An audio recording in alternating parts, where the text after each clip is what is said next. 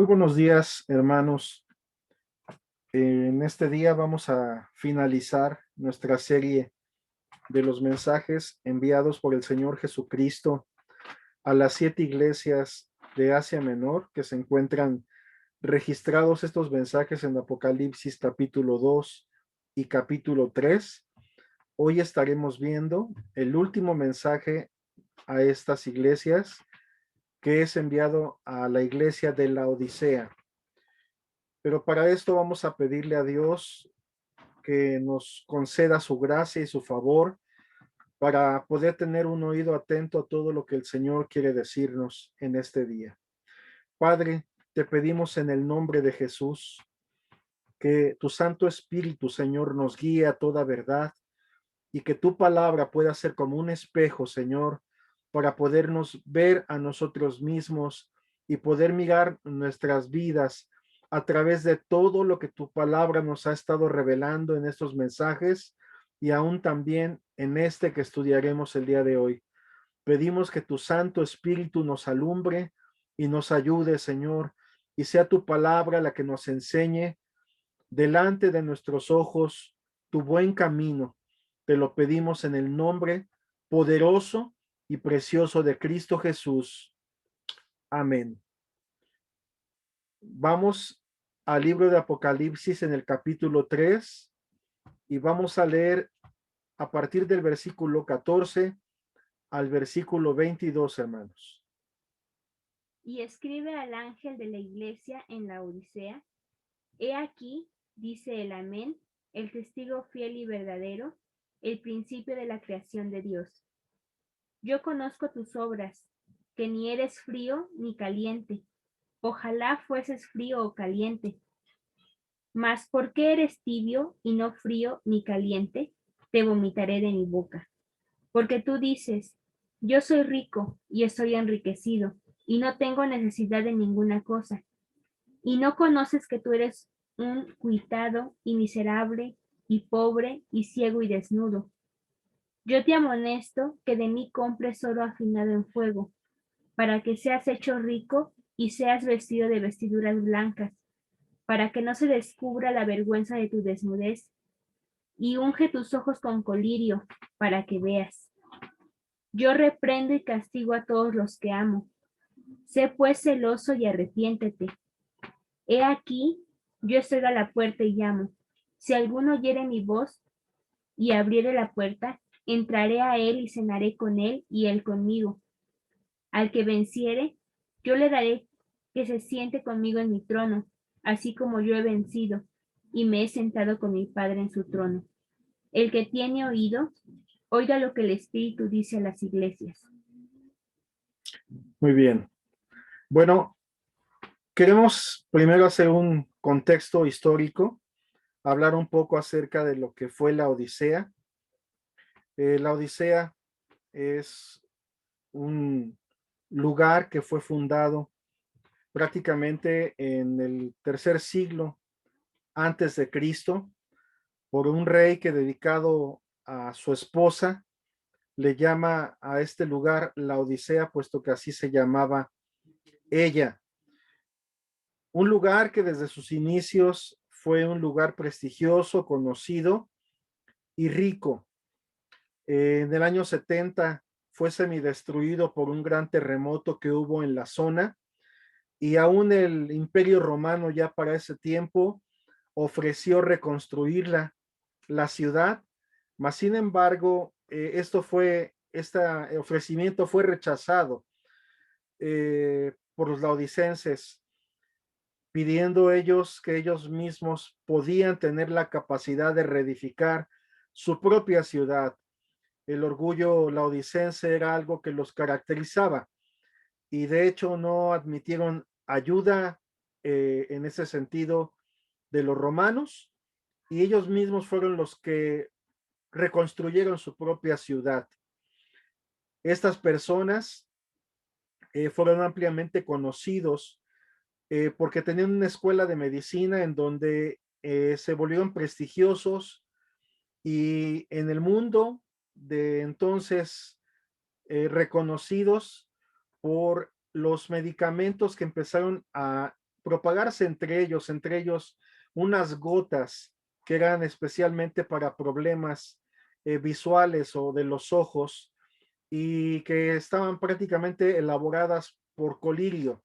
También tenían algunos ungüentos que eran para problemas auditivos y otra cosa que los caracterizó también en lo comercial fue que ellos lograron hacer mezclas en cuanto a ovejas de distinto color para lograr una tonalidad de ovejas negras, las cuales después también comerciaron y fue un tipo aún de lana muy fina, negra y de alto costo.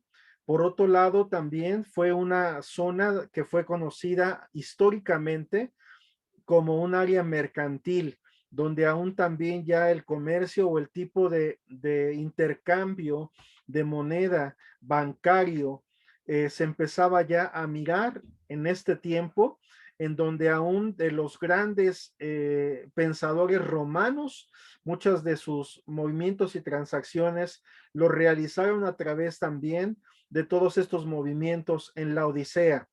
En general, lo que quiero transmitir también con esto es que aparte de ser un lugar rico comercialmente, médicamente hablando, en cuanto a avances de aquellos tiempos, fue un lugar pues que todo esto proveyó a todos ellos un gran orgullo por la ciudad. Eran personas que aún se admiraban y a sí mismas de todo lo que habían logrado por sus esfuerzos, por sus avances, por todo lo que habían ellos comerciado y prácticamente se habían convertido en una ciudad que se encargaba de enviar ropa al imperio romano inclusive, de todo lo que lograron tener también, vamos a mencionarlo, su industria textil de lo que había en ese entonces.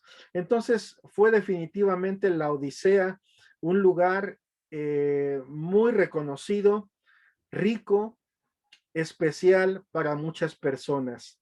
Y es en este lugar donde Dios planta también una iglesia que podemos mirarlo, que se le atribuye a Epafras, que fue uno de los discípulos y también ministros que fueron compañeros en el ministerio del apóstol San Pablo, y lo vemos como son mencionados en el libro de Colosenses, en la carta que Pablo envía a Colosenses, que fue aproximadamente esta carta entre el año 61 y 63 después de Cristo, cuando llega a ellos, como ya es mencionada la existencia de la iglesia que fue fundada en la ciudad de la Odisea. Para esto me encantaría que pudiésemos ver, por favor, en el libro de Colosenses, en el capítulo 4. Vamos a dar lectura del versículo 12 al 16 para entrar en contexto, hermanos.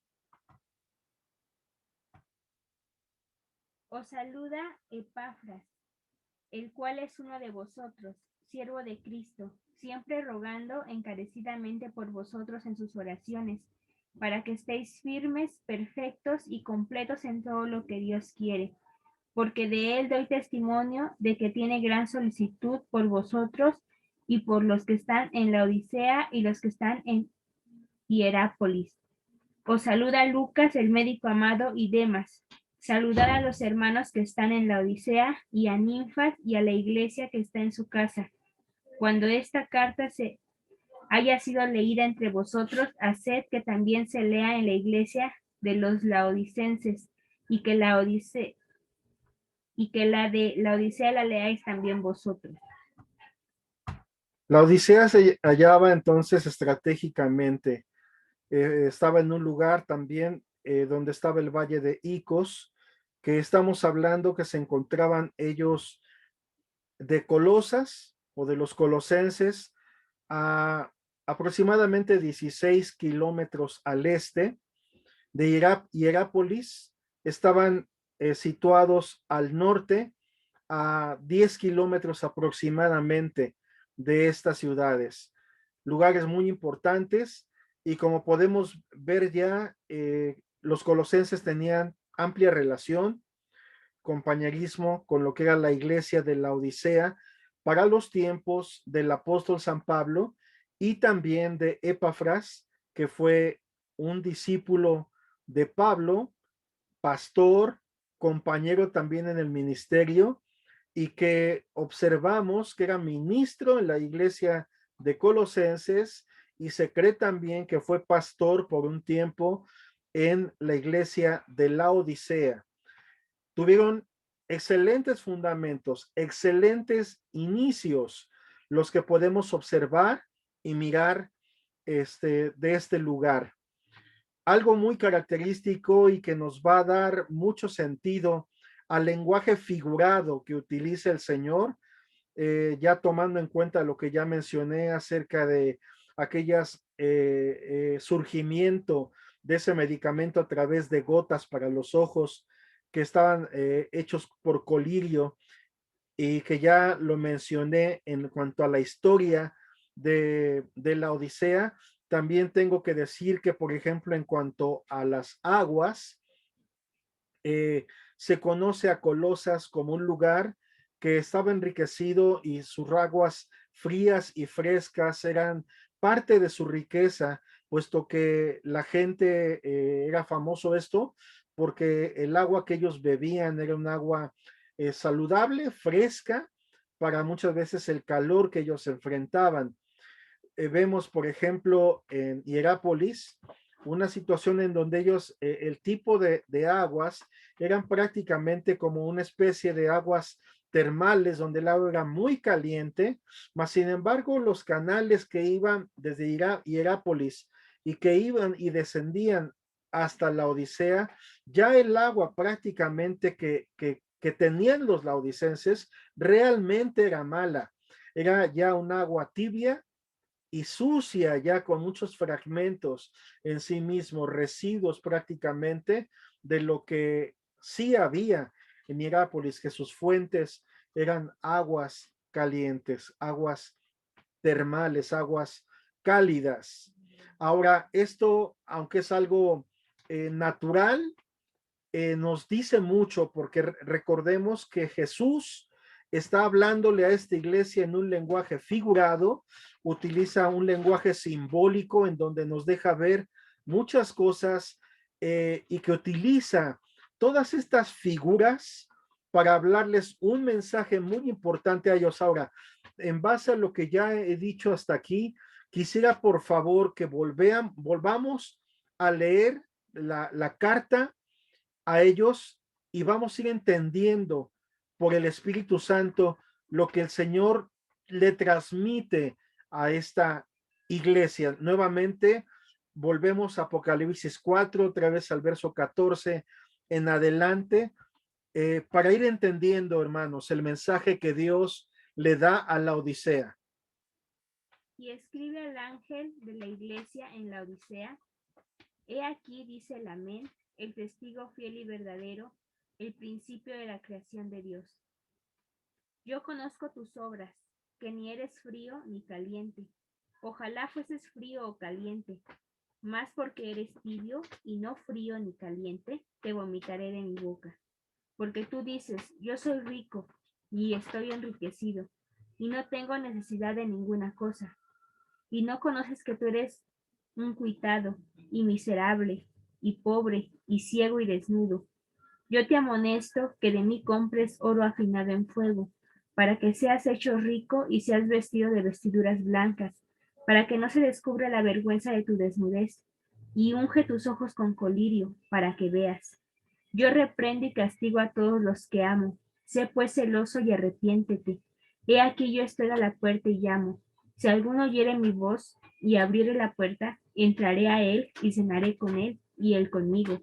Al que venciere, yo le daré que se siente conmigo en mi trono, así como yo he vencido y me he sentado con mi Padre en su trono. El que tiene oído, oiga lo que el Espíritu dice a las iglesias. Jesús está hablando a la puerta de esta iglesia, lo cual nos deja mirar que su principal problema de esta iglesia es que habían perdido la presencia de Dios. El pecado, claro, que es mencionado aquí, es la tibieza en la que esta iglesia había caído. Pero antes de marcar el pecado por el cual está prácticamente mencionando lo que tenía en tan mal estado a esta iglesia, observamos cómo se introduce Cristo a esta iglesia y primeramente se presenta como el amén. El amén es una transliteración prácticamente en el hebreo. El amén es una transliteración de decir la verdad o el verdadero o la verdad pura, la verdad misma. De tal forma que cuando aún Pablo, él escribe en sus epístolas y en muchas de ellas, toma aún el significado de muchos de lo que significaba las leyes rituales y ceremoniales dadas en el Antiguo Testamento y cuál era su aplicación literal para el Nuevo Testamento, qué es lo que realmente Dios quería decirnos, que esto es algo que constantemente el apóstol San Pablo hace a través de sus epístolas, de sus predicaciones, de sus cartas. Podemos mirar también cómo él cuando está hablando aún también del amén, que es una palabra que para el hebreo es muy clara, para los hebreos es muy claro entender que está hablando de la verdad pura, la verdad misma, pero trasladado al griego, por ejemplo, cuando nos habla de las promesas de Dios en Primera de Corintios, nos dice claramente que en Jesucristo, en él, todas sus promesas son en él sí y en él amén, por medio de nosotros y para la gloria de Dios. Está transliterando prácticamente el sentido del hebreo, pero explicándolo obviamente en un idioma entre el griego, que era un idioma ampliamente conocido para los gentiles, y está diciendo en pocas palabras que todas las promesas que Dios ha dado para sus hijos son en él sí y en él son verdaderas, son verdad, son eficientes, no fallan. Por eso dice en él son sí y en él amén. Y aquí nuevamente utilizando el idioma griego, que es en el que se escribió el Nuevo Testamento, se presenta a él como el amén, pero no es otra cosa que decir como la verdad. Es como decir, yo soy la verdad, yo soy el testigo fiel y verdadero, recalca en la segunda parte de la presentación que está dando Jesús a esta iglesia. Y es que también eso es muy importante cómo se enfatiza él delante de este pueblo, puesto que vemos que la iglesia se miraba a sí misma como que andaba bien, como que ellos estaban enriquecidos, estaban bendecidos, como que nada les faltaba, como que no necesitaban ayuda de nadie. Y ese es realmente el corazón de la Odisea, no solamente como ciudad orgullosa, sino aún también una iglesia que comenzó en el espíritu, porque no puede haber algo tibio si no existió primero algo caliente, definitivamente. O sea, para pasar a un estado tibio, aún en lo natural, según las leyes mismas físicas, podemos entender que de algo que estuvo muy caliente o hirviendo y que se dejó de calentar,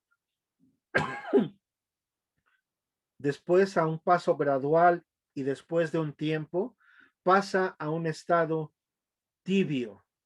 Ahora, eso es precisamente lo que está Jesús hablándole a esta gente. Se presenta como la verdad, puesto que ellos realmente están viviendo una vida en donde se han engañado ya a sí mismos, creyendo que están muy bien y ni siquiera se han percatado y se han dado cuenta que la presencia de Dios tiene tiempo que se alejó de ellos, que ya no está más en sus vidas, que ya no está más en sus reuniones, que ya no está más en sus cultos, que ya no está más en lo que ellos hacen. Jesús, cuando les dice y los enfrenta claramente, les dice, tú dices para ti mismo, yo soy rico y me he enriquecido y de ninguna otra cosa tengo necesidad. pero la escritura también, según la traducción, me dice: más tú eres un desventurado, pobre, ciego y desnudo. Es decir, remarca el verdadero estado de cómo Dios veía realmente a esta iglesia. Y es asombroso, porque sus ojos estaban ya tan velados en su tibieza, estaban tan ensombrecidos en su orgullo religioso, que ya no alcanzaban a tener la sensibilidad, ya no alcanzaban a mirar cómo Dios los observaba y cómo Dios los veía. Muy semejante al tiempo de los fariseos, que aún Jesús, cuando aún le habló a la gente, les dijo: hagan como ellos dicen, pero no hagan como ellos hacen. Cuando hablaba acerca de personas, es que ellos dicen, pero no hacen. Está remarcando un estado de vida, un estado de corazón en el cual puedes tener y haber conocido la verdad y de hecho haber sido alumbrado y calentado por un tiempo tras de esa verdad. Mas, sin embargo, cuando la presencia de Dios es descuidada en nuestras vidas, cuando la verdad de Dios es descuidada en nuestros corazones y en nuestra práctica diaria y cotidiana, podemos llegar a un estado en el cual estamos hablando algo todavía más serio que cuando estudiamos a la iglesia de Sardis, cuando estudiamos a la iglesia muerta, que tenía nombre de que vivía, pero estaba muerta. Y ella lo sabía. Mas, sin embargo, la Odisea ya no sabe dónde está situado, ya no sabe dónde está parado. Peor aún, ellos se sienten bien. Ellos ni siquiera pueden creer que este mensaje sea para ellos. Es decir, un tibio puede estar escuchando esta explicación que estoy dando y puede decir: ah, no, ok, sí es cierto, pero no, eso no es para mí. Ah, no, pero esas verdades que estamos viendo no aluden a mi vida. Yo estoy bien con Dios.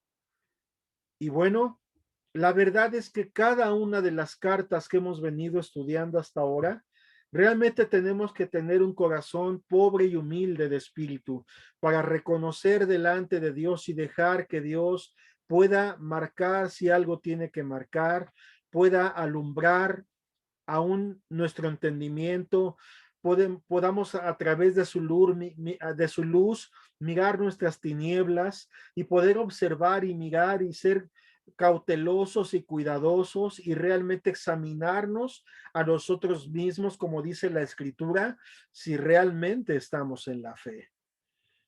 ¿Cuántas personas pueden escuchar un mensaje y ahora mismo ahí puede haber, hay quien tiene un corazón fervoroso y no se pierde una sola palabra? Pero ¿cuántos ahora mismo pueden estar escuchando y están con una mente disipada, distraída, pensando en otra cosa, adormilados? Están en una pereza espiritual ya. Están aquí escuchándome ahora mismo, pero realmente no están aquí. Están viéndome, están escuchándome, pero realmente no están conmigo. En otras palabras, el estado de tibieza es un estado en el cual simple y sencillamente se entra en un estado de bienestar carnal, de ceguera espiritual, en donde ya la palabra no te hace efecto, no te alude, no te exhorta, no te apuntala, no te picotea, no te espanta, no te asombra. Te acostumbraste a la buena palabra. Estás adormilado. Caminas en una vida en donde crees que estás bien. Pero te pregunto hoy delante de Dios, ¿tu corazón está fervoroso por Cristo? ¿Tu corazón arde en amor por Jesús y por su reino? Cada una de las palabras que lees en la Biblia o que escuchas en un mensaje del Señor, ¿les das peso? ¿Causan mella? ¿Te hacen meditar, profundizar, amar esa palabra, quererla? ¿La absorbes, la tomas para ti antes que para cualquier otro? Porque si es así, entonces eres ferviente en espíritu. Pero si esto no es así, por cuanto no eres frío, pero tampoco caliente, sino tibio, Cristo dice, te vomitaré de mi boca. Aún en las emergencias médicas, está comprobado que el agua tibia es utilizada, por ejemplo, cuando una persona viene de alguna forma o envenenada o que viene dañada por algo que comió o que bebió. Es recurrente en el área médica que de las primeras cosas que hacen para aliviar a la persona es que le dan agua tibia, porque el agua tibia tiene un efecto. Muchas veces te hace vomitar, lo que el cuerpo mismo ya no soporta más dentro y necesita ser sacado y expulsado. Y es esa la referencia que toma para hablarnos acerca de tres tipos de corazones. En primer lugar, una persona fría, entonces, en este lenguaje parabólico, en este lenguaje figurado, podemos entenderlo como cuando nosotros simple y sencillamente no conocíamos ni teníamos entendimiento ni ningún temor de Dios por los caminos de Él. Cuando vivíamos literalmente, como dice la Escritura, ajenos a la vida de Dios, totalmente lejos de un entendimiento y una comprensión de las cosas de Dios, indiferentes, simple y sencillamente al estar muertos en nuestros delitos y pecados, no entendíamos ni fu ni fa de lo que era la vida, ni qué era eso de la vida en el espíritu, o qué era eso de tener el verdadero gozo, libertad en el corazón. Lo podíamos confundir con cualquier filosofía humana o psicología para tratar problemas conductuales de una persona y hasta ahí entendíamos las cosas. Es decir, estábamos tan ciegos a las cuestiones espirituales que a más de eso nos podía parecer una locura. Y por otro lado, entendiendo carnalmente las cosas, pues solamente lo tomábamos como una, si bien nos va, una bonita filosofía. Pero estábamos ajenos. No entendíamos si se nos hablaba de que era la presencia de Dios. ¿Sentiste la presencia de Dios? ¿Que sentí qué? ¿La presencia de cómo? ¿De Dios? Es decir, no podíamos ni siquiera comprender ese lenguaje. Pero así como alguien que nunca ha experimentado la salvación, nunca ha experimentado la presencia de Dios en su vida, que es algo inigualable, es algo único, es la única forma y manera de que tú realmente entiendas a Dios cuando tú tienes un encuentro con Dios. Escucha lo que dije, no un encuentro nada más con un mensaje que entiendas en tu cabeza. Tú puedes escuchar miles de mensajes, tú puedes conocer muchas filosofías, muchas doctrinas, pero una cosa muy distinta es enfrentarte a Dios, al Dios verdadero, al Dios vivo y a la palabra viva y eficaz que pueda hablar al interior y al interno de tu vida y despertarte de un estado adormilado, muerto, algo que tú no conocías ni entendías. Un estado caliente. ¿Por qué toma a veces este lenguaje figurado para hablarnos de agua caliente y lo compara con el estado de un corazón que está en Cristo? Bueno, porque mira, cuando nosotros estábamos fríos, muertos en nuestros delitos y pecados, Y cuando Jesús, que es la vida, vino y nos calentó y nos alumbró con su verdad, y aún en nuestro espíritu, en nuestra alma agobiada, encarcelada, encadenada, esclava por el pecado, vino la libertad, vino la vida, vino la luz. Fue algo tan precioso que cuando lo abrazas es algo que digan lo que digan los demás, hablen lo que hablen, todo lo que la opinión que todo mundo tenga, tú sabes, y tú sabes que bien, lo que tú tienes es algo vivo, verdadero, que Dios es un ser real, poderoso, majestuoso, vivo, que no hay nada mejor que su amor y que su gracia y que su poder y su poder transformador que te hace una nueva persona.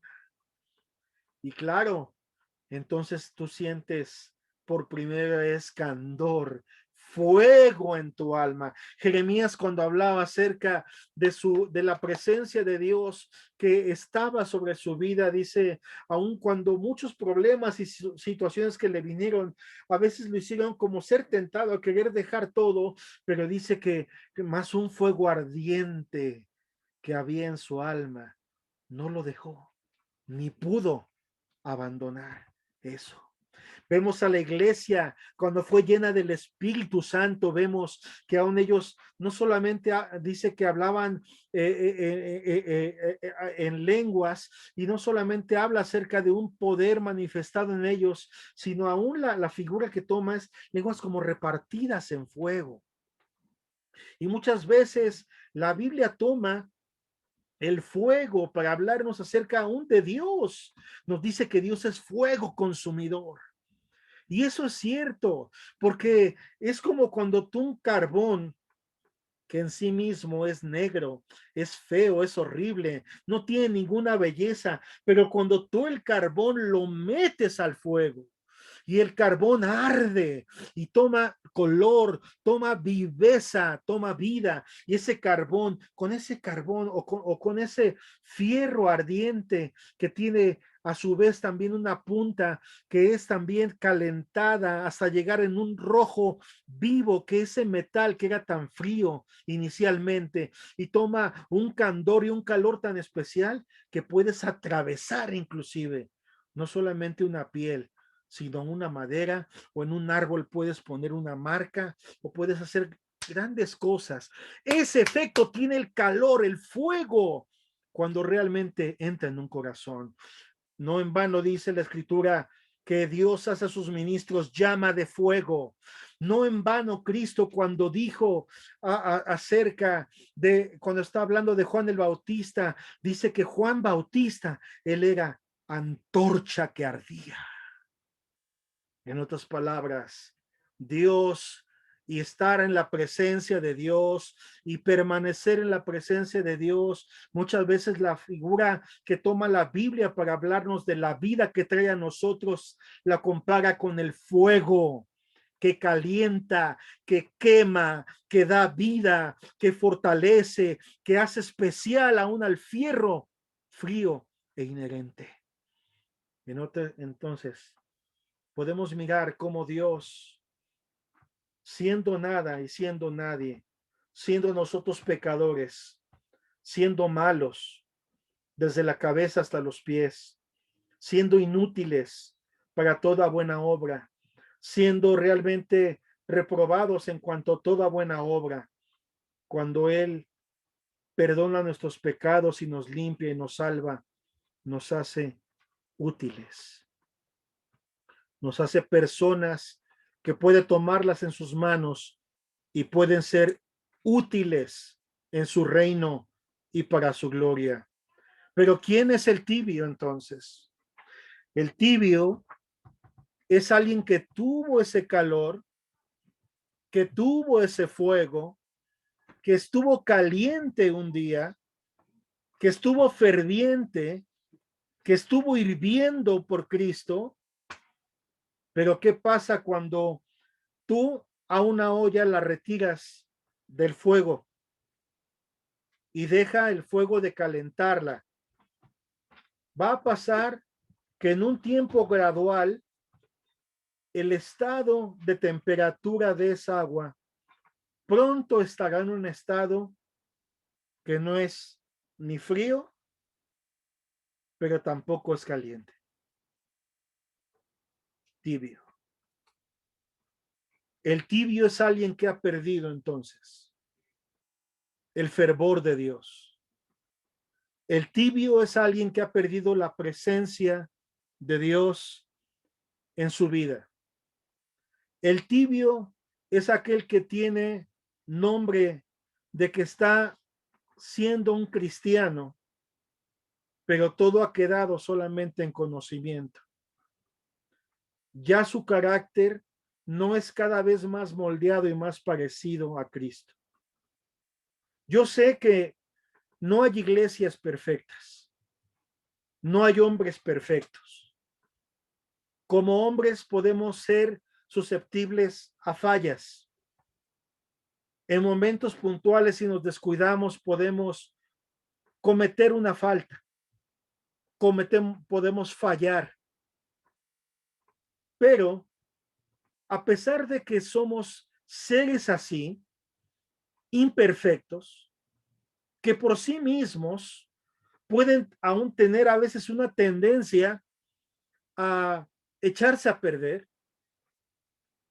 el efecto de Dios en nuestras vidas es como un seguro, es como una ayuda para no permitir que nos echemos a perder, para permitir que nosotros podamos permanecer en una vida que vaya siendo cada día más moldeada conforme al carácter de Cristo, y que si aún por alguna ocasión por nuestro descuido fallamos, inmediatamente tenemos la reprensión y la convicción del Espíritu Santo para que nosotros nos arrepintamos inmediatamente y volvamos al fuego consumidor, restituyamos y hagamos y sigamos caminando.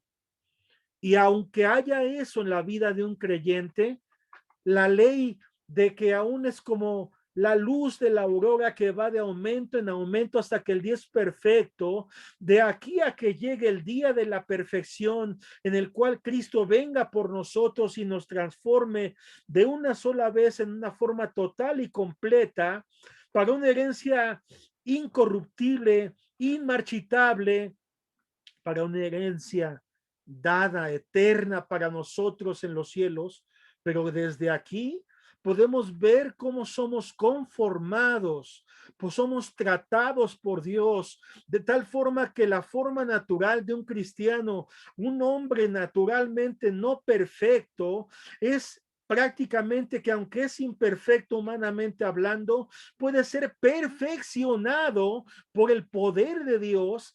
¿En qué manera? En que el Espíritu Santo nos va enseñando cada día a ser más humildes, a dominar más nuestra lengua, a ser más cuidadosos de cómo hablamos de los demás o con los demás, a cómo pensamos de los demás, a qué hacemos. Es decir, va conformando el carácter de Cristo en ti, va formando el carácter de Jesús, te va enseñando a obedecer, te va enseñando a ser más excelente, mejor. Pero cuando eso no está, cuando está el conocimiento, cuando está la letra, pero tu vida no está siendo creciendo en una similitud a la forma y al carácter de Cristo, nosotros o avanzamos en Jesús o retrocedemos. En Cristo no podemos permanecer en un estado neutral. Con Cristo o recogemos o desparramamos, pero no hay un estado neutral. Por eso puede haber gente que tiene muchos años de conocer de la Biblia, que fueron a la escuela dominicales de chicos.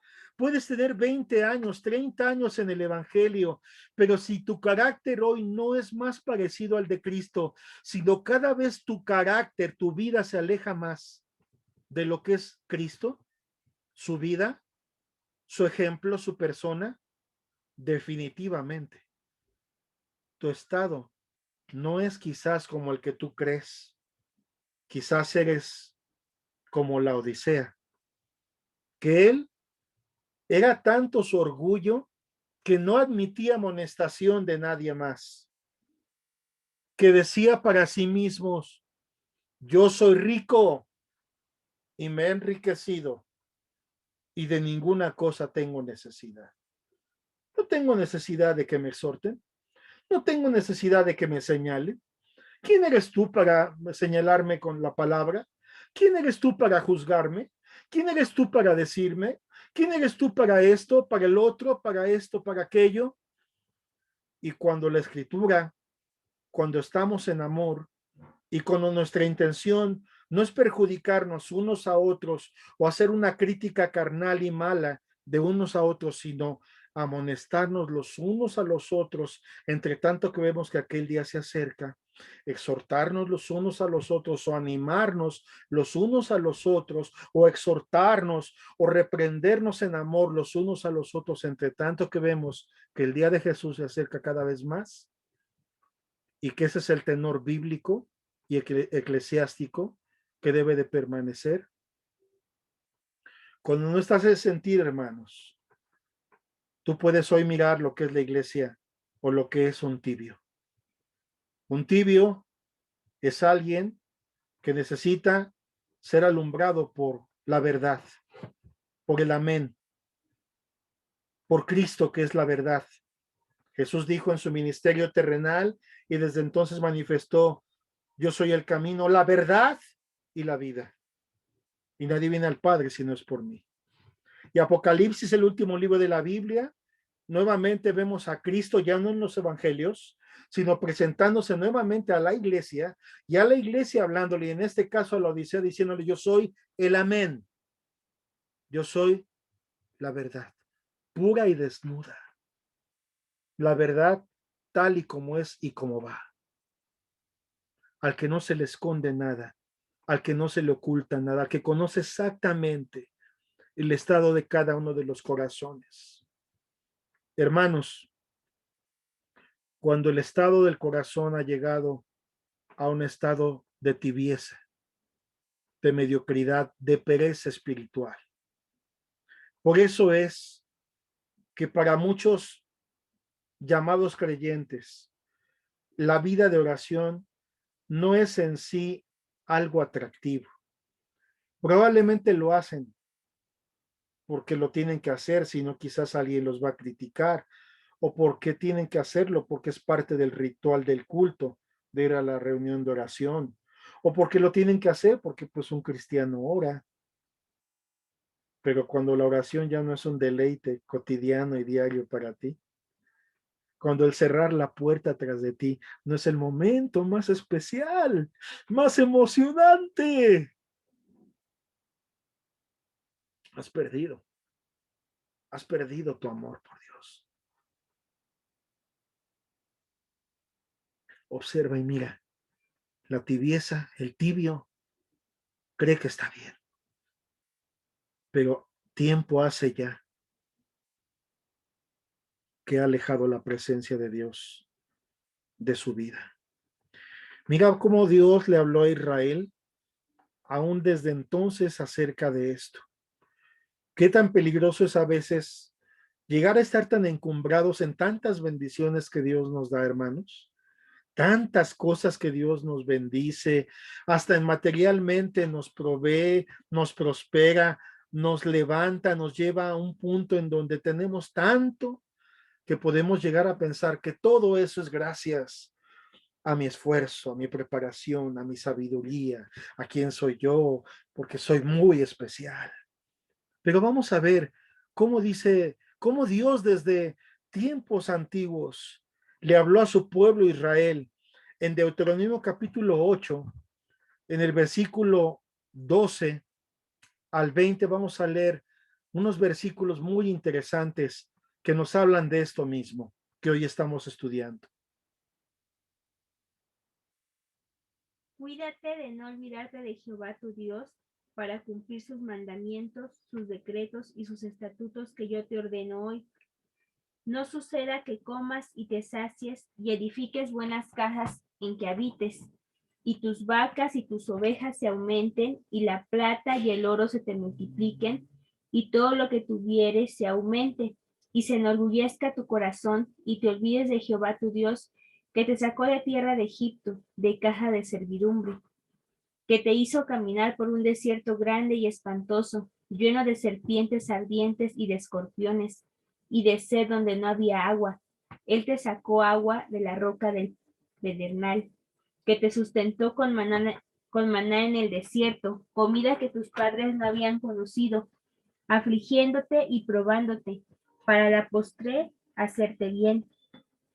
Y digas en tu corazón, mi poder y la fuerza de mi mano me han traído esta riqueza, sino acuérdate de Jehová tu Dios, porque Él te da el poder para hacer las riquezas, a fin de confirmar su pacto que juró a tus padres como en este día. Mas si llegares a olvidarte de Jehová tu Dios, y anduvieres en pos de dioses ajenos, y les sirvieres y a ellos te inclinares, yo lo afirmo hoy contra vosotros, que de cierto pereceréis. Como las naciones que Jehová destruirá delante de vosotros, así pereceréis, por cuanto no habréis atendido a la voz de Jehová vuestro Dios. Qué peligroso es volverse orgulloso de corazón, perder la presencia de Dios, porque recordemos que Dios, el Señor, está cerca de los quebrantados de corazón y de los humildes, mas a los orgullosos los mira de lejos. Y aquí vemos a una iglesia entera a la cual el Señor mira de lejos.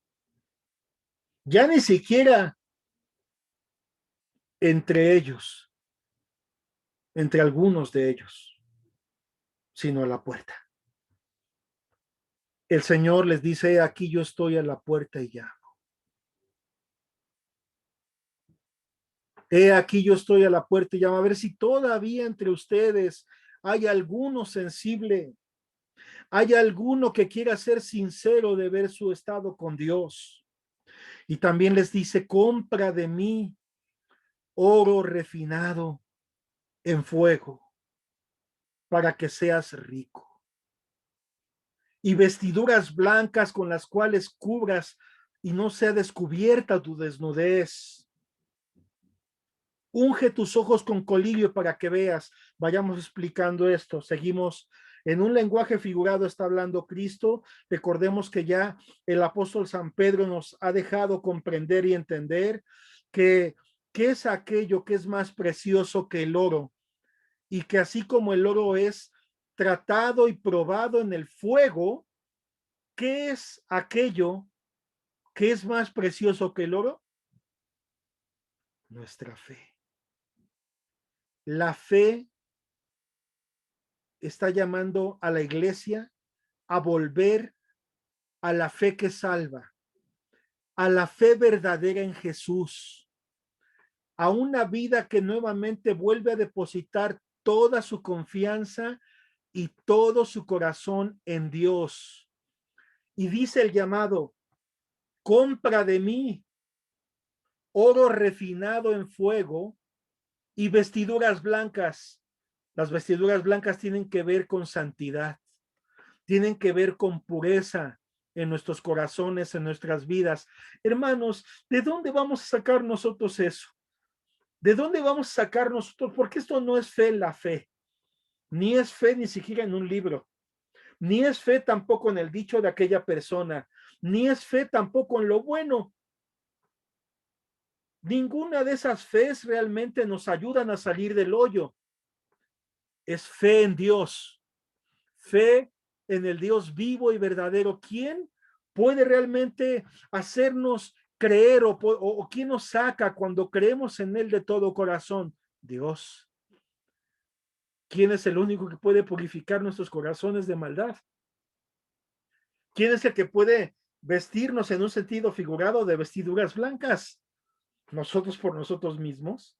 aunque lavemos con lejía y jabón nuestras ropas, es decir, aunque por mucho que nos esforcemos y nuestras propias obras y nuestro propio esfuerzo humano y nuestra propia inteligencia y nuestros propios dones, no somos nada ni servimos para nada nosotros solos. Nuestras mejores obras, como dice el profeta, son como trapos de inmundicia.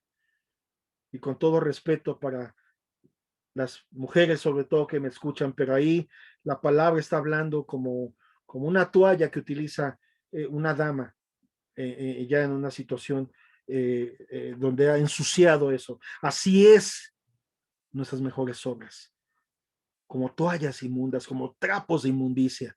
Eso es lo que dice el texto en el hebreo. Observa lo que está diciendo Dios. Él solamente nos puede limpiar y lavar y curar y salvar y limpiar. Él solamente nos puede dar vida. Solamente la fe en Jesús es la que purifica los corazones, hermanos.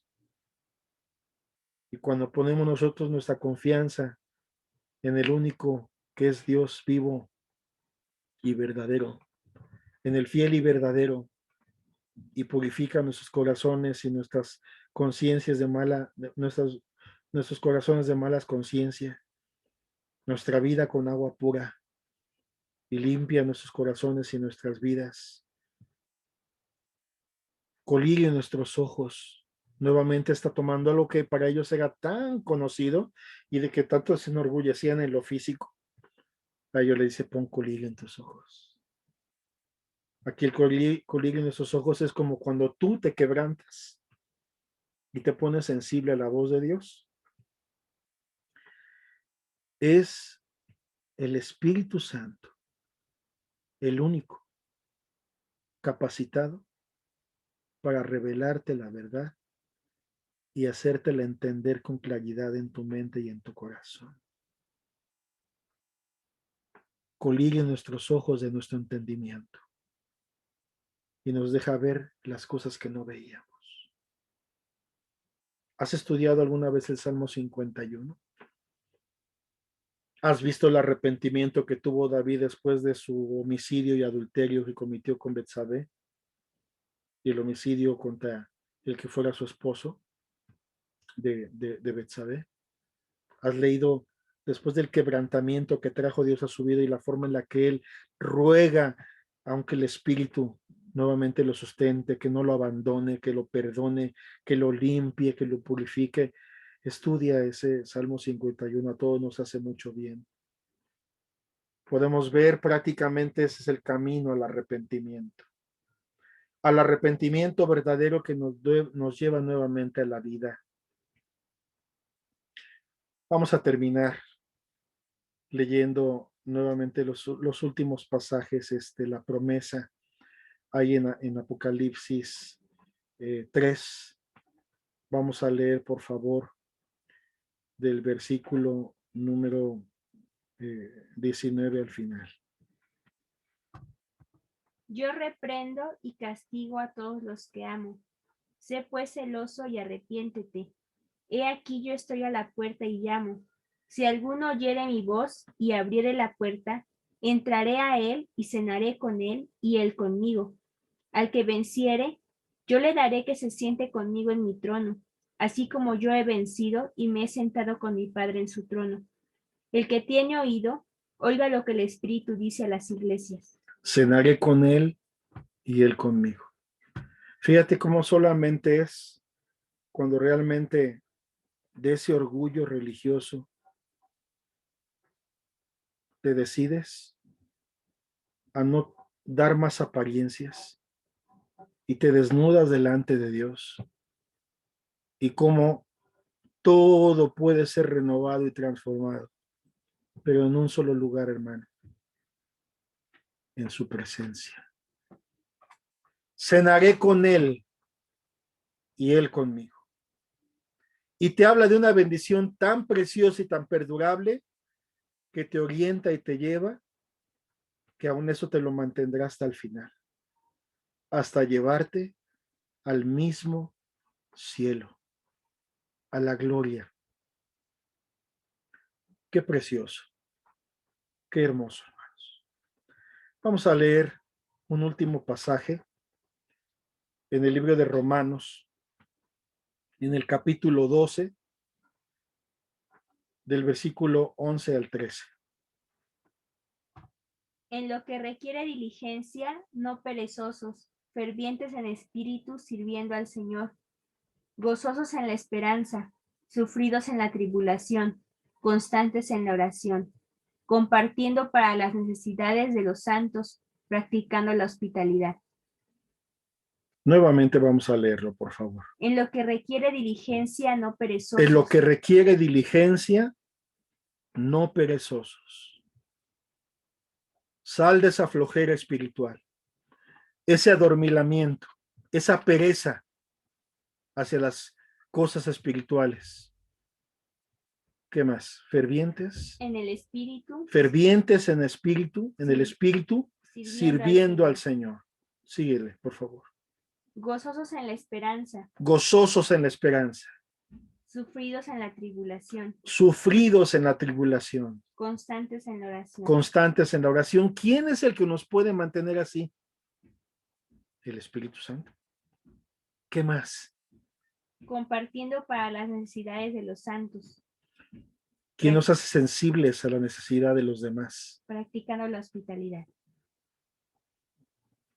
Es el Espíritu Santo. Es el Espíritu Santo de Dios. El que tenga oídos para oír, oiga, hermanos. Y con esta carta finalizamos todo este ciclo de enseñanzas basados en los mensajes a las 7 iglesias de Asia Menor, iglesias que su existencia y su desarrollo fue en el primer siglo después de Cristo, en el primer siglo de la iglesia. Hoy estamos en el siglo XXI, pero culmino diciéndote que cada una de las palabras que hemos visto hasta hoy nos deja ver un ambiente que habrá en los días finales. En los días últimos habrá de todo esto que hemos estudiado, de cada sector, de cada características, de cada grupo, habrá sí. Gente engañada por falsos profetas, la falsa profecía infiltrándose en iglesias. Por otro lado, iglesias muertas. Por otro lado, Filadelfias, remanentes fieles que esperan la segunda venida de Cristo. Pero según los estudiosos y según los teólogos, enfocan a la iglesia de la Odisea como la iglesia que predominará al final de los tiempos. Según los estudiosos, todo lo que es el desarrollo de las 7 iglesias que hemos estudiado hasta hoy, las centran en el tiempo y dicen que es también un resumen de lo que ha ocurrido en la iglesia de Jesucristo desde el siglo I hasta nuestros días. Y dicen que la última etapa de la iglesia en la tierra, la característica será la Odisea, la iglesia tibia. Y bueno, no está tan lejano de lo que Jesús dijo en Mateo 24, cuando dijo, y por haberse multiplicado la maldad, el amor de muchos se enfriará, dando a conocer que sería una gran multitud o una gran mayoría de personas que en estos tiempos finales el corazón se habría enfriado, habrían caído de un estado de estar fervientes en Dios a un estado tibio, indolente, perezoso, mundano, lejos de Dios, no practicante de la piedad. Es una palabra de exhortación y es una palabra profética también. Pero que esta palabra, Señor, del Señor despierte nuestro humilde entendimiento, hermanos. Y les pido que aprovechen ahora para hacer un estudio personal de cada verdad que hemos estudiado hasta el día de hoy. En esta forma cerramos y terminamos con una oración, así como empezamos. Padre, gracias en el nombre de Jesús por tu palabra. De verdad, porque tu palabra es como martillo que quebranta la piedra, Señor, es como fuego que consume, es como un espejo que nos deja ver claramente cómo somos nosotros, es también como fuego consumidor y es como una lámpara que nos deja ver el camino recto.